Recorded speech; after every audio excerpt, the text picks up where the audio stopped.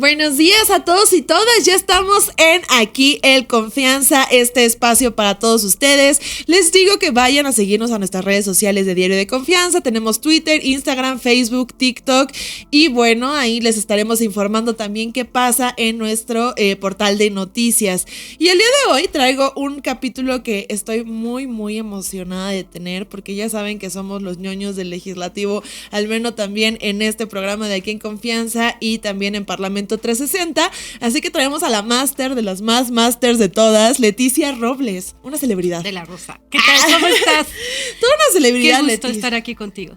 Oye, o sea, se viene duro, ¿no? O sea, creo que es el último año, pues ya ni siquiera año, porque ya son menos meses ahora que le toca al presidente en un periodo que también es muy corto en el legislativo, acaba en el 30 de abril, ¿no? Bueno, al menos el ordinario, todavía queda la permanente, pero pues el presidente se echó esta situación de mandar un paquetazo de reformas, 20, más otras cosas que han ido saliendo en la semana, ¿no? La reforma que también querían hacer a la modificación de las reglas de la Corte, como para bajar los votos que permitan declarar constitucionalidad de una reforma. Así que quisiera tu opinión de experta de cómo están las cosas, cómo lo ves tú también pragmáticamente, ¿no? O sea, ¿qué va a pasar con estas reformas? ¿Cuáles te llaman la atención? ¿Cuáles sí sientes que hay que tener foquitos rojos?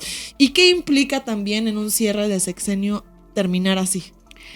Híjoles, es que creo que nos vamos a llevar todo el programa claro, en estas preguntas, pero mira, voy a tratar de ser lo más concreta posible.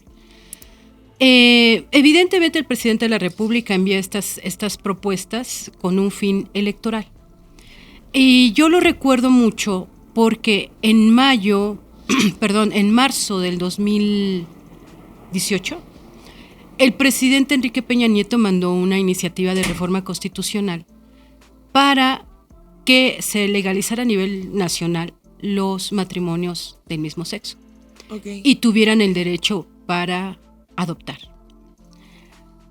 Me acuerdo mucho que la gente de Morena lo criticó terriblemente porque decía que su objetivo era ganar adeptos en vías de las elecciones que iban a hacer ese mismo año.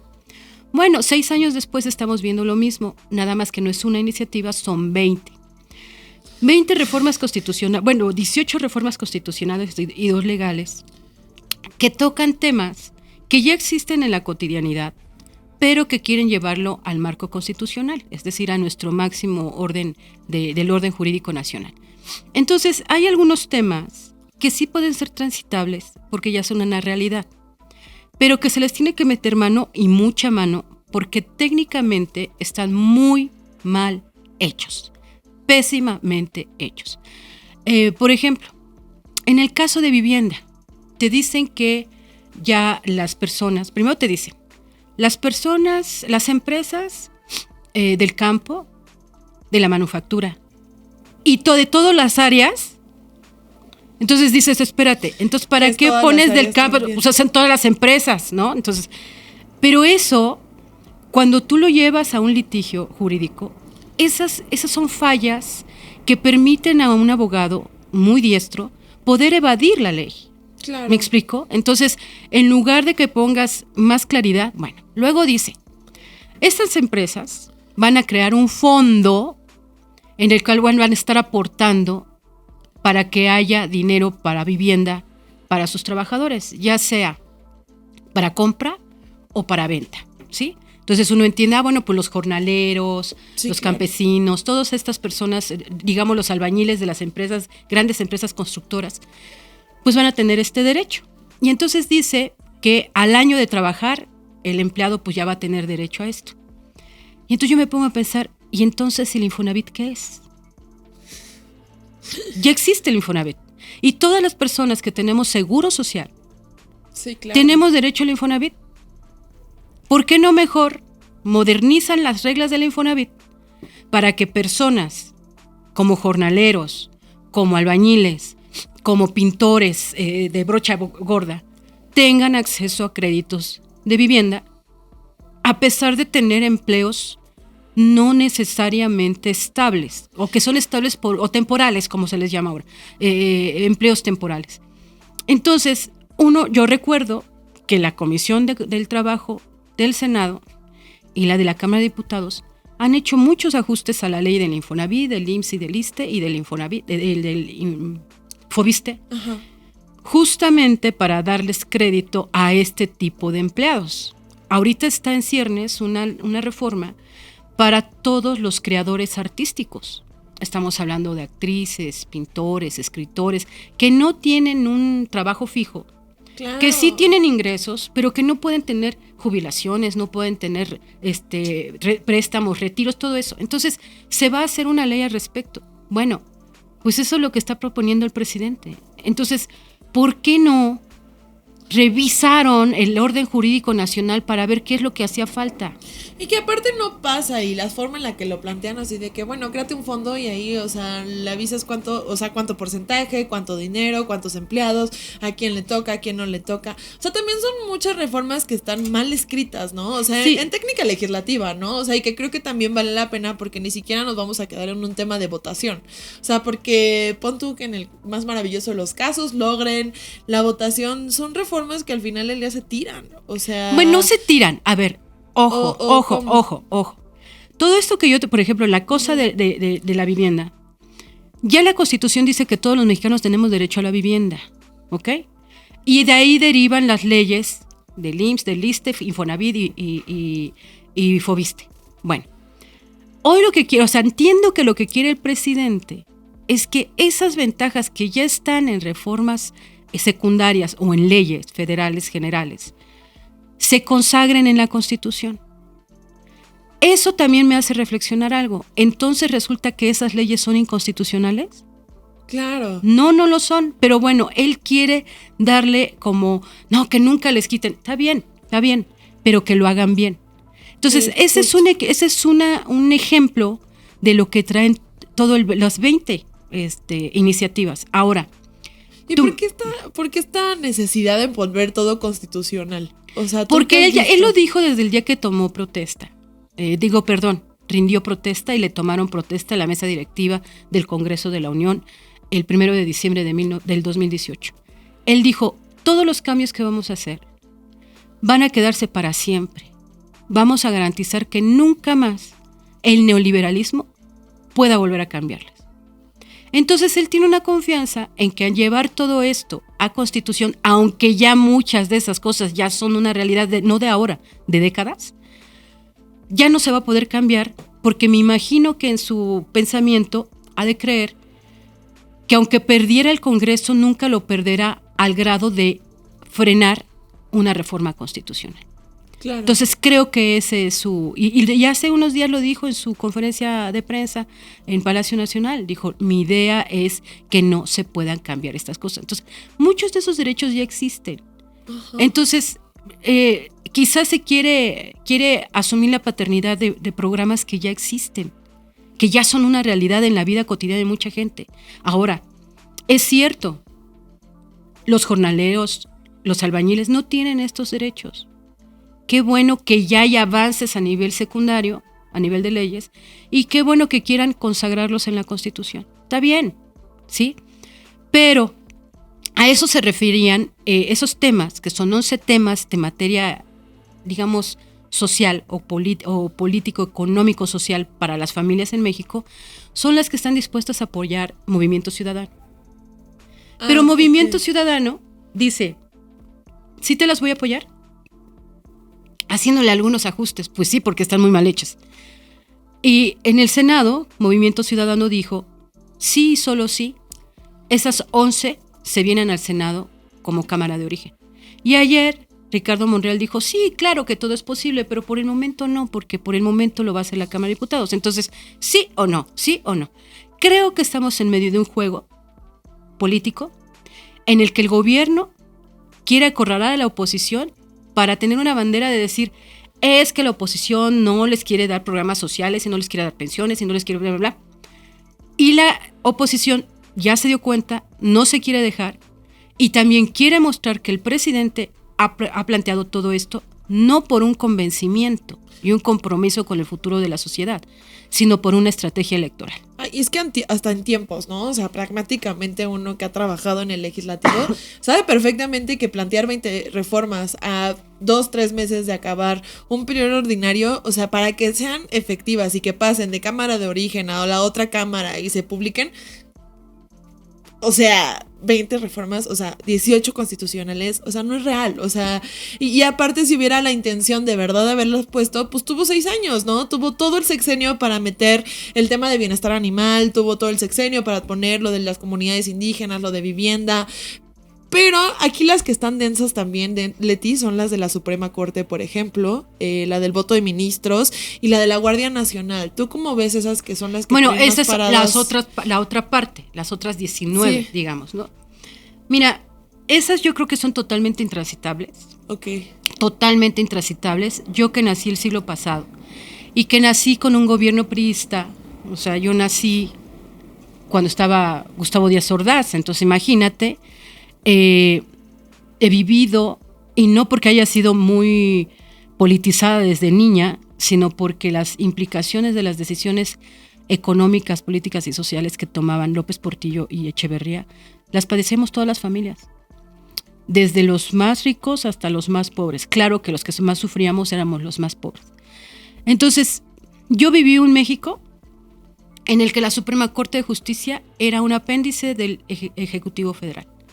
Yo viví un poder legislativo en el que era un apéndice del Ejecutivo Federal. Hay un libro magnífico que se llama El presidencialismo en México, que hizo el gran Jorge Carpizo MacGregor, que él establece que en México había un presidencialismo metaconstitucional, porque en la Constitución y en las leyes había división de poderes, pero en los hechos reales, tangibles, el titular del Ejecutivo era el titular de la Corte y era el titular del Poder Legislativo.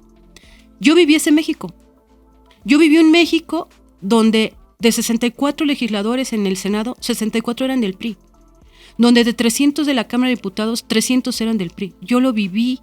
Yo viví los primeros anuncios que se hacían en la televisión, que hoy conocemos como spots de partidos políticos, para que empezaran a promocionarse los partidos de izquierda.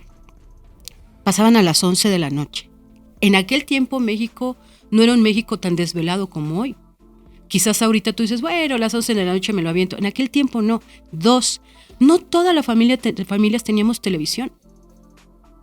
Pero era iniciar una apertura. Y entonces ahí es cuando tú empiezas a escuchar algo diferente a que se llamara PRI. Claro. Créanme que creo que cuando yo ya aprendí a leer, yo ya sabía que el PRI era un partido. Y yo aprendí a leer a los 5 años. ¿Por qué? Porque donde caminara, por mi colonia, todas las bardas pintadas de blanco, PRI. Y decían Echeverría, ¿no? Vota Echeverría, vota PRI. Y unos anuncios así chiquititos en los postes de luz, con un pincel, así, que decía PAN, vota PAN. Muy clandestino prácticamente. Entonces, yo viví ese país. Y no es un buen país. No es el ideal. Lo que el presidente está proponiendo es que regresemos a ese país. Yo pertenezco con mucho orgullo a la generación que empezamos a votar en contra del PRI. Con Cárdenas o con Cloutier, después le quitamos la mayoría absoluta al PRI en Cámara de Diputados. Y en el 2000 lo sacamos de Los Pinos. Entonces, yo, o al menos yo que pertenecía a esa generación, no me gustaría regresar a ese México, porque de ese México venimos. Y por eso yo tomaba las calles y marchaba y hacíamos huelgas y bla, bla, bla. Entonces, pues por supuesto que yo no quiero regresar a eso. No es un asunto personal contra el presidente, es por lo que está planteando. Y a mí eso, o sea, yo de ahí vengo y ya sé que ese lugar no es genial. Tú me sí gusta lo ves más como una afronta total, ¿no? Así, o sea, de regresarnos a es ese un retroceso, prismo, es un retroceso. Setentero, vil, que no había ninguna competencia. Y esto que planteas del libro de Carpizo me parece bien interesante porque los poderes metaconstitucionales, pues es algo que él yo creo que sigue pensando que funciona hasta la fecha, ¿no? Porque si ahorita entendemos que pues hay una división de poderes y creo que ha habido pues muchísimo, como lo que tú dices, salir a las calles, pero también varias modificaciones institucionales constitucional de la reforma del 97 como para que los ministros ya pues no quedaran en ese lugar.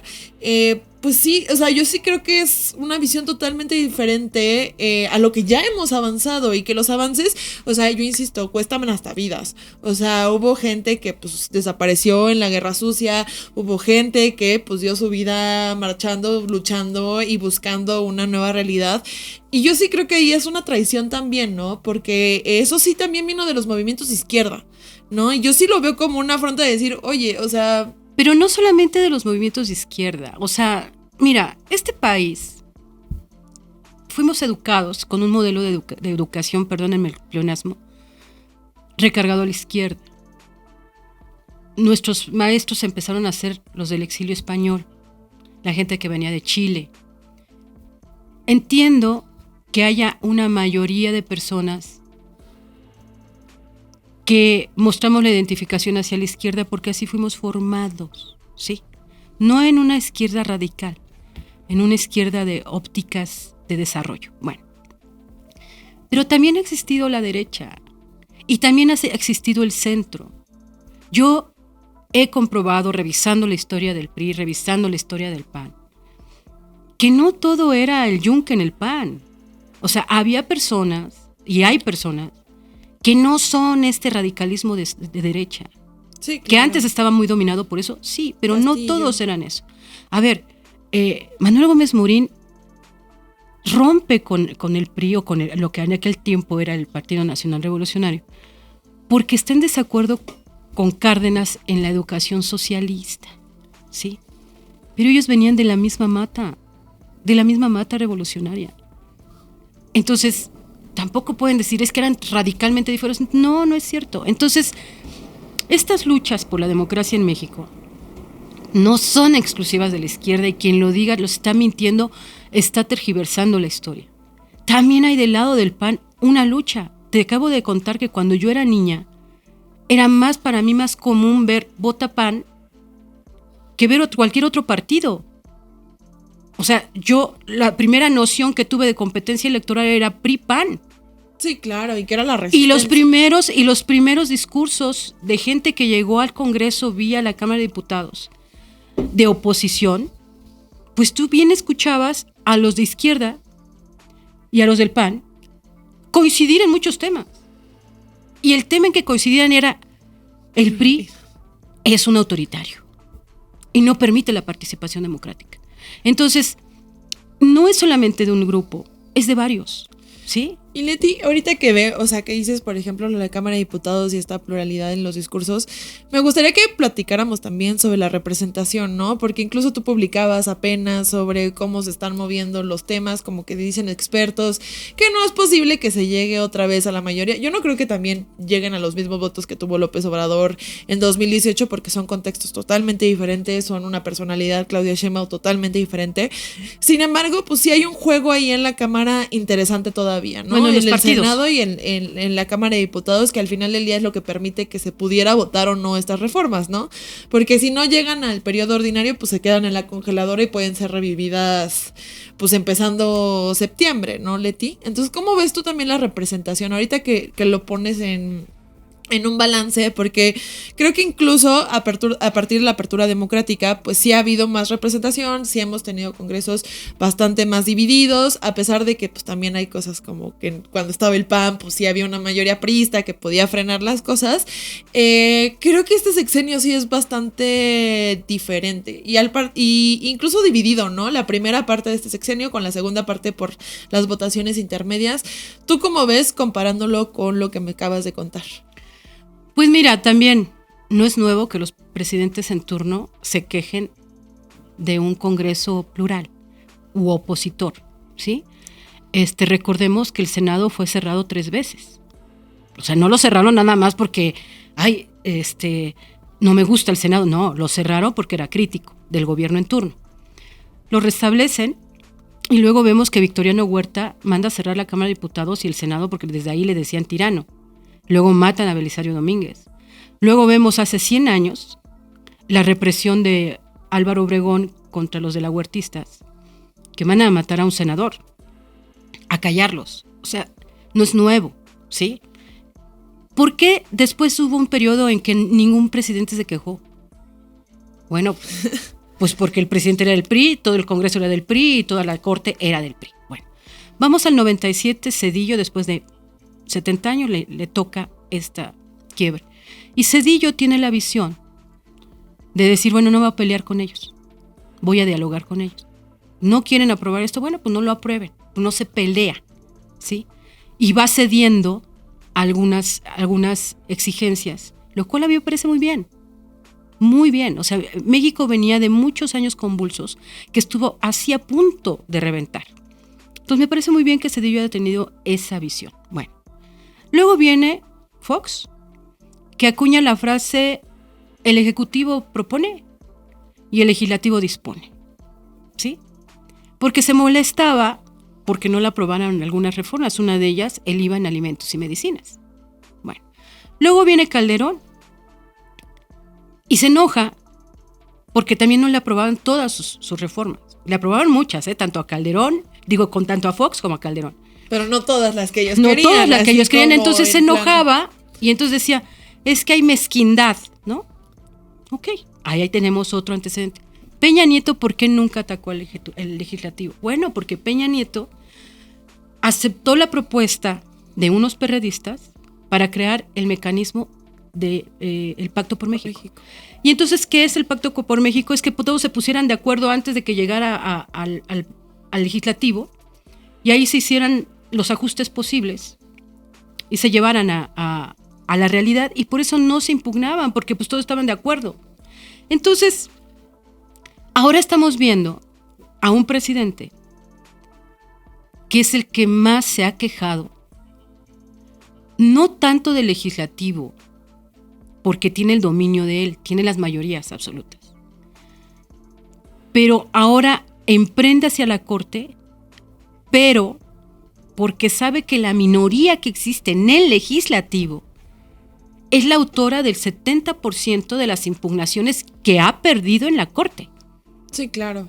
Entonces, por eso este afán constante de querer jalar a los legisladores hacia su grupo, para crear una mayoría calificada artificial, que no le dieron los ciudadanos. Pero pues eso parte también de la fundación del Estado Democrático, ¿no? La parte del contrapeso de poderes, o sea, incluso pues ahí tuvimos, como dices tú, Fox, Calderón dijeron no me aprueban, ¿no? O sea, pero pues también que no iban a aprobar, ¿no? Había cosas que pues también la Cámara de Diputados y el Senado, que yo insisto son la expresión del pueblo y tienen la pluralidad, son, o sea, tienen por qué también decir, no estoy de acuerdo, sí estoy de acuerdo, y pues también ser un freno, ¿no? Creo que hasta el momento no habíamos tenido una Suprema Corte como tan en juego en este balance de porque poderes. Ningún presidente le había atacado tanto, ¿sí? Justo. O sea, a Calderón claro que le dolieron muchas cosas, y claro que se lanzó en privado contra algunos de la Corte.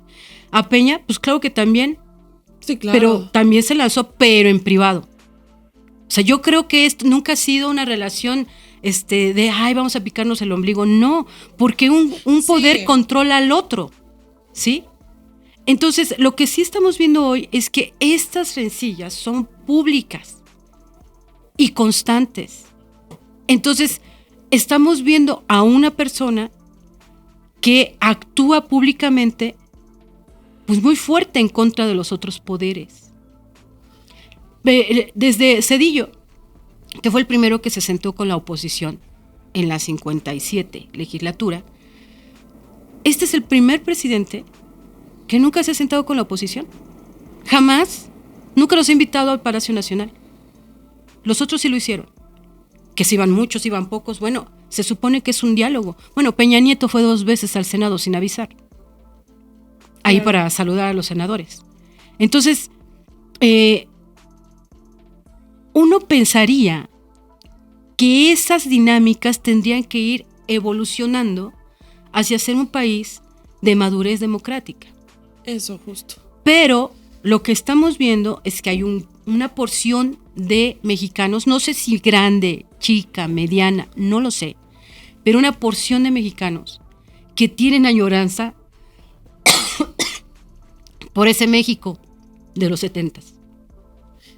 Pues el pequeño priista que tenemos todos adentro, ¿no? Yo creo que también tiene que ver con una noción, no lo sé, aquí vamos a discutirlo porque aparte somos generaciones diferentes que podíamos tener claramente una discusión de esto, y es que creo que de cierta forma es como el papá protector, ¿no? El PRI te daba la seguridad de, bueno, pues es que es así, ¿no? Está horrible, pero pues es mi casa, ¿no? O sea, al final del día mi papá me va a resolver todo, no estoy viviendo sola, no tengo que pagar el gas, no tengo que pagar todo, y pues sí estoy peleando por mi rebeldía y por esto, pero al final del día pues ya enfrentarse a esta apertura democrática pues conlleva más responsabilidades, ¿no? Y que creo que también tiene que ver como esta madurez de nuestro México, y creo que esta parte de la gente que lo añora es la gente que pues no, o sea, como que quisiera de cierta forma volver a no ser responsable, incluso en muchas cosas que ya trae a la apertura democrática, ¿no? O sea, el hecho de que pues tengamos algo más resuelto, que sepamos, y es uno también de los discursos que el PRI ha traído, o sea, que al final del día se lo robaron, pero pues, o sea, el PRI es como sabemos gobernar, sabemos hacerlo,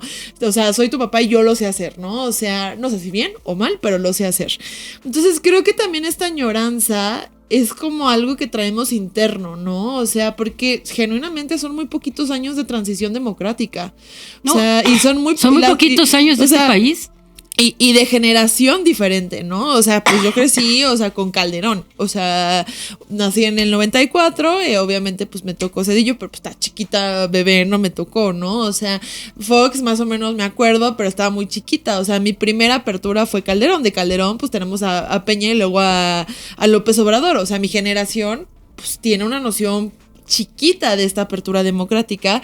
Luego pues obviamente los que van a votar apenas pues también es una noción Peña Nieto, López Obrador, y creo que es la generación más grande de nosotros, o sea, la que va más antes de los millennials, la que también tiene como esta cierta de nostalgia, ¿no? Porque creo que, bueno, al menos yo en mi generación, e incluso cuando te dicen, ¿por qué eres priista si eres joven? O los chavillos estos que pues fueron más los que votaron por López Obrador, creo que también ahí hay un tema, ¿no? Con las generaciones pasadas de no saber qué hacer ahorita con la apertura democrática. ¿Cómo lo ves tú? Pues mira, yo creo que lo que pasó es que nuestras generaciones olvidamos decirle a los hijos de dónde venimos. Entonces, por ejemplo, en el 2018 había mucha gente que te decía, es que vamos hacia Venezuela. Ah, claro. Y yo me ponía a pensar, vamos, güey, si de ahí venimos, o sea, perdóname. Yo acompañaba a mi abuela o a mi madre a hacer filas de hasta 5 horas afuera de la Conasupo para que nos vendieran 1 kilo de arroz, 1 kilo de frijoles, 1 kilo de azúcar y un aceite. Lo más corriente, porque no había abasto. El gobierno, si tú querías comprar una pasta de dientes, pues no había en las tiendas, porque era el gobierno el que se encargaba de las importaciones de las mercancías. Y decía, no, entre comprar pasta de dientes y comprar arroz, compro arroz. Claro, su lógica es correcta, ¿sí? Pero pues uno se tenía que lavar la boca con jabón, ¿no? Ya después empezó a regularizarse y está bien. Pero yo tengo esos recuerdos y yo no sé qué pasó con esos recuerdos de las personas que tienen mi edad. ¿Dónde están?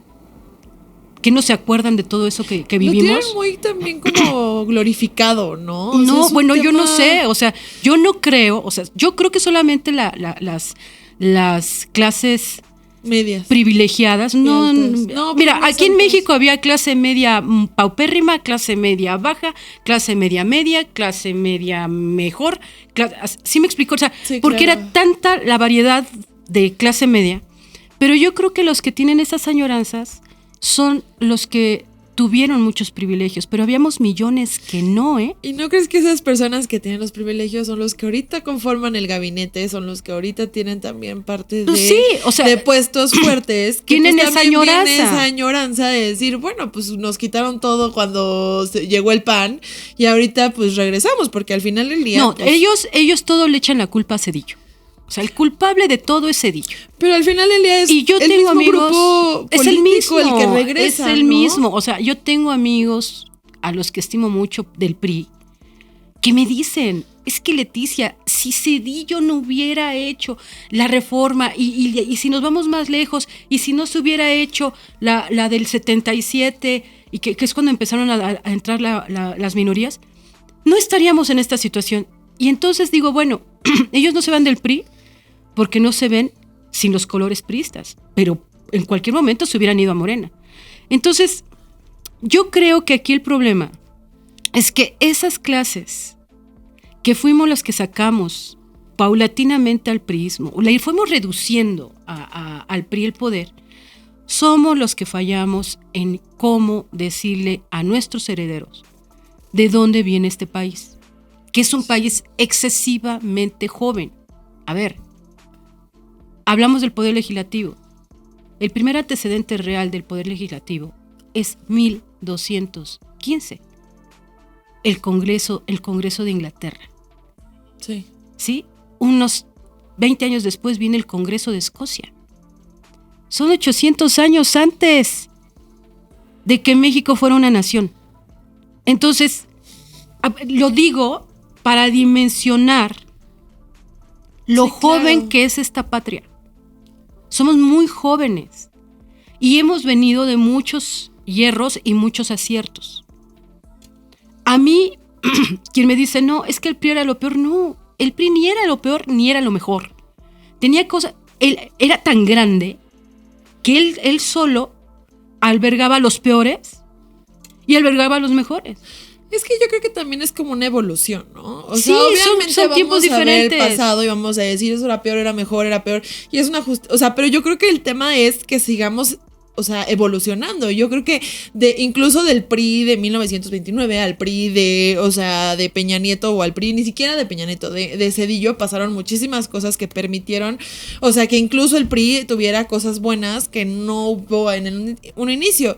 A mí lo que me preocupa, Leti, es ver por ver esta parte de el legislativo actuando para regresarlo. Porque una cosa es que el presidente se pare mañanera y decir, yo extraño esto y quiero esto, y o sea, y aquí no se maneja tanto como a decretazos como Trump, que nada más tuiteaba y de que ya se jodieron todos, sino que el legislativo genuinamente sí está funcionando como esa arma para irnos para las atrás. Minorías. Ajá. Están funcionando para contener las aplanadoras. Pero las mayorías, pero al contrario, yo creo que han sido, Morena al menos en el legislativo ha sido el brazo articulador de todo lo que está pasando. Sí, pero no, las cosas no están como ellos quisieran. Sí, claro. Justamente por la existencia de estas minorías. Sí. Que a diferencia de las minorías que existían con López Portillo, Miguel de la Madrid, Carlos Salinas y Ernesto Zedillo, estas minorías tienen mecanismos constitucionales que no tenían en aquel tiempo. ¿Y sabes a quién se lo debemos? A un grupo de constitucionalistas que trabajó a partir de una propuesta de Zedillo en una reforma del Poder Judicial. Y se crearon los mecanismos de controversias constitucionales y acciones de inconstitucionalidad. Entonces, las minorías a las que perteneció, por ejemplo, Pablo Gómez, Porfirio Muñoz Ledo, hace muchos años, no tenían estos mecanismos para frenar a las mayorías, a la aplanadora priista. Y hoy sí los tienen. Entonces, creo que sí, por supuesto, la mayoría morenista, igual que en su momento la mayoría priista, se ha dedicado a ser legitimadora de los asuntos del presidente, pero hay otros en los que se han topado con pared y por eso estamos aquí, sí, porque claro. Si esas minorías no se hubieran rebelado y no hubieran presentado más de 30 acciones de inconstitucionalidad, de las cuales hasta el momento han ganado, de todas las que se han procesado, han ganado el 90%, si esas minorías no hubieran utilizado ese mecanismo, el señor no se estaría quejando. ¿Y cuál ves tú el futuro, ya para ir cerrando, Leti? ¿Cuál ves el balance rápido de este sexenio, o sea, en materia legislativa? O sea, ya te tocó el Senado aparte, entonces es como, pues ahí no hubo tanto cambio, al menos a la mitad, en cuanto a pues representación, sino que tuvieron la misma desde el 2018, pero sí hubo mucha discusión y sí hubo mucho cambio, yo creo, dentro, incluso en el Senado de la República. Creo que la primera parte, incluso como estaba este bloque de contención articulado, estaba Claudia Ruiz Massieu en el PRI, había mayor discusión ahí entre Dante, Movimiento Ciudadano, el PAN, PRI, PRD. ¿Cómo ves tú este balance? ¿Y qué esperas de lo que viene? O sea, obviamente, pues estamos viendo que pues sí hay cambios en las fórmulas. Ya ayer también pusieron las listas para diputados aparte de Morena. Ahí vemos perfiles como Dolores Padierna, obviamente Leonel Godoy, otra vez. Pero muchos priistas. Y otros muchos priistas. El que está en el número 1 era priista, yo lo conocí, era senador de Enrique Peña Nieto. Digo, bueno, Ramírez Marina y también va a repetir. Ese es en el Senado. Sí. Pero mira, para ser muy breve, me parece que estamos terminando el peor poder legislativo que ha tenido México en toda su historia, el peor. Me parece que podemos dividirlo en dos partes. Una primera parte en la que había una disposición del gobierno a conciliar, a escuchar, a incluir a las minorías.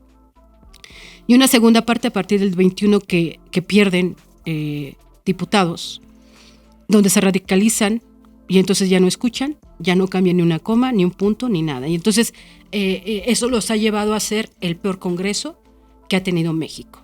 Una cerrazón espantosa. Y alguien me diría, pues el PRI también era cerrazón. Sí, nada más que el PRI cuidaba las formas. Estos ni siquiera cuidan las formas, ni siquiera. Entonces, pensábamos que habíamos visto lo peor, pero no. Estos están peor porque ni siquiera cuidan las formas, ni siquiera. O sea, hoy es común, ayer yo veía una fiesta en el Senado con mariachi y todo esto, y me hizo recordar la primera que hicieron un panista. Dije, en aquel tiempo se enojaban, hoy ya no, porque ya se hizo eso cotidiano. Ok, esa es parte de la nueva dinámica, está bien, lo entiendo. ¿Qué espero? A mí me da mucho gusto que sea por lo que sea, hoy sea una elección en que todos los mexicanos debemos de tener en importancia no solamente al Ejecutivo, sino al Legislativo. Justo. Eso es para mí un gran valor, porque no es el presidente el que nos representa. El que nos representa es el Congreso de la Unión, diputados y senadores. En la medida que los ciudadanos pongan atención en quién los va a representar, me parece que entonces vamos a tener una sociedad muchísimo más consciente de cuál es su papel en una nación. Y un voto diferido, ¿no? También. Pero yo no le puedo decir a la gente, bueno, sí, a ver, vote como yo creo que debe de votar, no. O sea, yo no puedo hacer eso, yo no hago campañas. Yo solamente analizo, ¿sí? Observo y recuerdo, estudio la historia. Pero yo no le puedo decir a la gente, hágale así, hágale. No, yo lo que sí puedo decirle es que el pasado de este país, que era monopolítico, el cual yo viví, no es mejor que este. Este es mejor, tenemos garantías, tenemos protecciones, la Corte nos voltea a ver, nos protege, hay reconocimiento hasta de comunidades LGTB que no había. Hoy la gente puede fumar marihuana que antes no se podía. Entonces, a lo que voy es que hay muchas cosas que son más positivas en este mundo del pluralismo que en el mundo del monopartido. Y no solamente ha pasado en México, ha pasado en el mundo, ¿sí? Cuando una sola fuerza domina todo, las cosas no son buenas. Nunca lo van a hacer. Y si no lo fueran en el pasado, no lo son hoy, no lo serán mañana. Entonces, ¿qué es lo que espero? Que la gente entienda que quien los represente en el Congreso es tan importante y a veces más que el Ejecutivo Federal. Brutal, Leti, eso sí, no le podemos decir a las personas cómo votar, pero yo creo que sí, el análisis que también nos da este sexenio y los sexenios anteriores es que pues también necesitamos un contrapeso, ¿no? Y esta parte de contrapeso también la damos con el voto. Bueno, al menos yo sí, no voy a decir cómo voten, pero sí creo que sí necesitamos no otra vez la mayoría aplanadora que llegó en 2018 y que tuvo esta situación de ni siquiera negociar, ¿no? Y que creo que también rescato mucho lo que dices tú sobre incluso un pacto por México, pero también el ir cediendo, ¿no? Que viene como cedillo son decir, acuerdos. Bueno, pues no hay problema. Creo que una de las carencias que yo he visto dentro de esta legislatura es pues, la falta de negociación. Literalmente, pues tenemos todavía los nombramientos parados, los del INAI, ¿no? Más allá de la consigna política del presidente, sino por también los votos que no se consiguen y que las reformas también han pasado como ellos han querido. Yo no he visto, así como tú dices, que no han ido a Palacio Nacional, tampoco he he visto ninguna reunión importante donde veamos más allá de la Jucopo que se reunieron líderes parlamentarios para discutir algo más allá de los foros, porque incluso en los foros de discusión, pues ahí estuvo lo de la reforma de las 40 horas laborales y pues ya también pasó, ¿no? O sea, existe como esta situación de pues lo mandamos a Parlamento abierto, lo mandamos a foro, pero entre nosotros no vamos a tener esa negociación y vamos a tener ese foro. Entonces yo sí creo que agradezco mucho que nos des la importancia de lo que es el legislativo, ¿no? Y cómo se va relacionando con la historia de México, que yo es algo que insisto, o sea, sí las reformas las podemos ver ahorita, pero es el retroceso, Leti, o sea, el decir, pues todas estas personas que lucharon, tanto panistas como de la izquierda, por esta apertura democrática, pues está en nuestras manos no perderla, ¿no? O sea, no sacrificarla por un grupo de élite que pues, se mantiene en el poder y que viene de otro grupo de élite, pues pasado, y eso no es una cosa que me invente, sino que ahí si hacemos el análisis de perfiles, podemos ver que pues la élite de los 70s es la élite que ahorita domina. Y me gustó esto que dijiste de que hay priistas que nada más porque no se quitan los colores siguen ahí, pero es la misma visión y eso está interesante ver, porque sí, si nos vamos a discursos y nos vamos a quiénes son incluso los priistas que todavía mantenemos como arriba, pues son esos priistas, ¿no? O sea, son esos priistas de esa generación que si bien han abierto esta parte pues a la pluralidad, pues se mantienen también en esa idea de un México setentero, ochentero, todavía llegando a los 90s. Digo, el regreso de Manlio es impresionante. Bueno, no, pero Manlio, a ver. No. Se cuesta aparte. O sea, Manlio es que hay una generación hay una generación de priistas que sí vienen de ahí. O sea, sí, si quieres le ponemos parte del disfraz de dinosaurio. Pero no tiene la cola tan larga en materia de autoritarismo.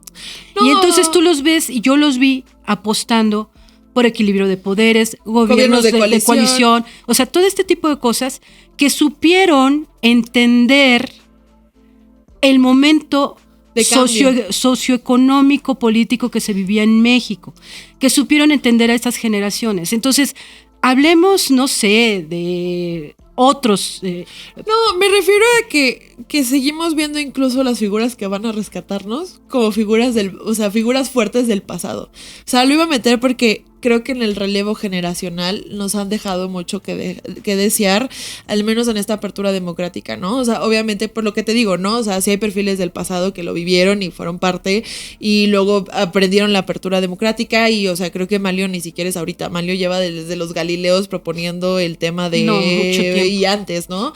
Pero creo que sí, lo quería meter porque al final del día creo que sí hay un tema con la coyuntura de relevo generacional, que no va ni siquiera con lo que traemos de Movimiento Ciudadano, sino pues también lo que vamos a estar empujando, ¿no? O sea, y dentro de pues esta apertura, yo creo que no hay mucho perfil joven fuerte, al menos ahorita, que yo sienta que podría llegar a combatir. O sea, me preocupa que sigamos rescatando perfiles como Manlio, que son muy importantes, pero es como, ayúdanos otra vez tú, ven a rescatarnos al PRI, ven a rescatarnos a todo, y que en la masa en general de pues los nuevos perfiles, pues no traigan este chip, o sea, Leti, de consigna de pues avanzar en estos temas. Lo que pasa es que los partidos políticos dejaron de formar profesionales de la política. Mira, Manlio Fabio Beltrones, Emilio Gamboa, Ricardo Monreal, pues fueron creados, formados por una escuela de PRIismo. Sí, claro. Y con sus bemoles, sus diferencias, los tres son similares, ¿sabes? Escuchan, dialogan, mantienen la palabra, que es un valor muy valioso. Bueno, perdónenme el pleonasmo, es altamente valioso en política, conservar, respetar la palabra, cumplir la palabra. Y yo que he trabajado, o sea, que los he visto cómo trabajan los tres, Manlio, Gamboa y Ricardo Monreal, yo les veo muchas similitudes en sus formas.